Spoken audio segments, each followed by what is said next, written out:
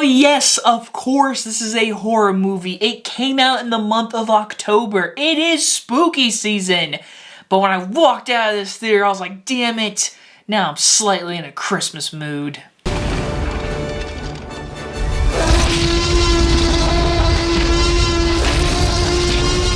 Terrifier 3 stars Lauren LaVera and David Howard Thornton, and is about Art the Clown is set to unleash chaos on the unsuspecting residents of Miles County as they peacefully drift off to sleep on Christmas Eve. From writer and director Damien Leone, we are talking Terrifier 3. I know a lot of you have been looking forward to this one, especially the horror community, and so have I. Terrifier 2 was so good. Like, it was so much better than what we all thought it could be, and it really did put Art the Clown in mainstream era of horror. Because you think about what Art the Clown has come from, a small character in a short film to then an anthology movie, and then he got his own movie with a shoestring budget. Now he has a movie coming out in his third film of his franchise into mainstream theaters, and it's good. Seriously, congratulations to Damien Leone, the cast, the crew. Seriously, this is such a great underdog story, and it's honestly inspiring. But now, let's just get straight to this. We know why you're here. It's Terrifier 3. The movie is making people pass out, throw up, and a controversial opening.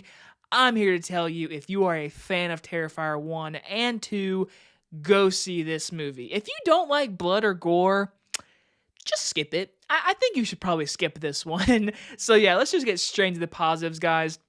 David Howard Thornton as Art the Clown. He's never been funnier. I think Art the Clown this is his most funniest I've seen him in a movie. He is hilarious in this movie. There are as many times that my theater laughed out loud and my friends next to me busted out laughing of what he does. He is this character. No one can play him. David Howard Thornton is literally perfect. He is so good. And they brought back that essence of scary Art the Clown. There's a few scenes in this movie where it just feels so dark and so okay, Art, you're actually a scary motherfucker right now. I'll give you credit.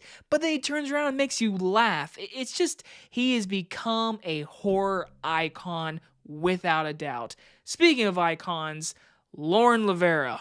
She is a badass final girl. We knew that from the second movie.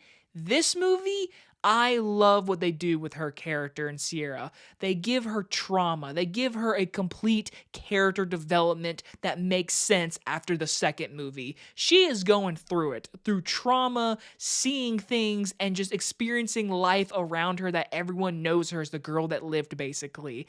And she does a really good job. But when she gets her badass moments, Lauren LaVera, badass. She is a awesome final girl and should be in that conversation as one of the best. Now, of course, besides the acting, besides the great David Howard Thornton, the kills. It's prosthetic kills, it's gory, it's what you want, and it's way more. I think there's a kill every 15-20 minutes. I'm not kidding you. It will cut back and forth between Lauren LaVera and then Art the Clown just killing people. And if you're here for that, congratulations. And I know, what is so controversial about the opening? In my opinion, it's not something that's gonna bother me. But I can see people being bothered, and I understand why it's controversial. But I will say, they have pushed limits now where people might get pissed off, and I'm just going to let you know that. I don't want to spoil anything, but the movie opening will let you know if you are in it.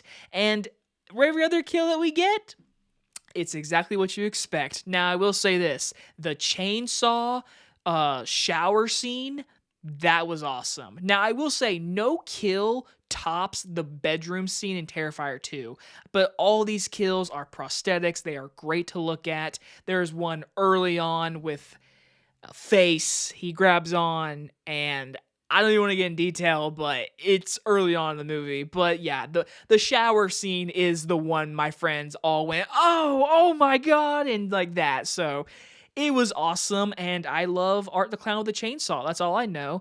And the movie honestly looks good. Seriously, the lighting and the cinematography is good. We've gone from like bottom of the barrel from Terrifier 1 to reach movie theater quality 2024 movie. Like, this movie should be really proud of like how it looks, how it sounds, the editing. It didn't feel like 2 hours, even though it is only 15 minutes shorter than part 2.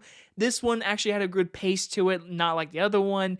But to me, the thing that really does hold this movie down a little bit for me, when you look at the second movie, it built good lore with Lauren LaVera's father in that movie, Art the Clown, and what connection does that with the sword. This movie gives you breadcrumb answers, but by the end of the movie, it has even more questions. And I'm not gonna say it leaves you like on a literal cliffhanger, but it leaves you on a way you're like, I need Terrifier 4, because the ending of this movie, you are going to walk away saying, well, that last 5 minutes felt like a setup, because it did. I think the last 5 minutes of this movie just felt like a setup for Terrifier 4, and it didn't answer enough questions that kept me really intrigued in that story, but I hope we get more answers somewhat answered in Terrifier 4.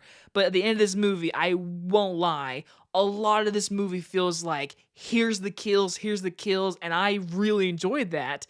But I wish there was a little more answering from what we've been building. But you can keep building questions. There's nothing wrong with building up for another film. But this one definitely was like, hey, we have questions that need to be answered in the next film. The last film was like, hey, here's some questions, but like, if we don't get a third film, here's the end to Art the Clown. This one didn't feel like that. This was like, hey, where's Terrifier 4, basically? And again, I wish there was more answering, but I had a good time with this movie. It's gory. It's a horror, gore, grindhouse. It felt a lot like the first one, but kept that like fantasy and that cool vibe from part 2, and I had a good time, okay? I could easily see this become like one of those Halloween, snuggle, maybe even Christmas movie horror movies, because at the end of the day, Terrifier 3 is a gore fest. I'm gonna give Terrifier 3 a B. So please don't be like those people that go and see this movie and then walk out and then complain about like, this movie is too gory, and then talk about certain things that happen in the movie. Listen, it's Terrifier. What are you expecting from these movies? I will say this one pushed the limit. I enjoyed it. I enjoyed what they did. They pushed boundaries, but I didn't feel offended. I was like, okay, you're going there. I respect it. And you're showing it too. That's crazy. But hey, go see the movie. Let me know what you think, and we can talk about it. And if you guys enjoyed this movie review, I'll see you guys on the next one. Bye, everybody.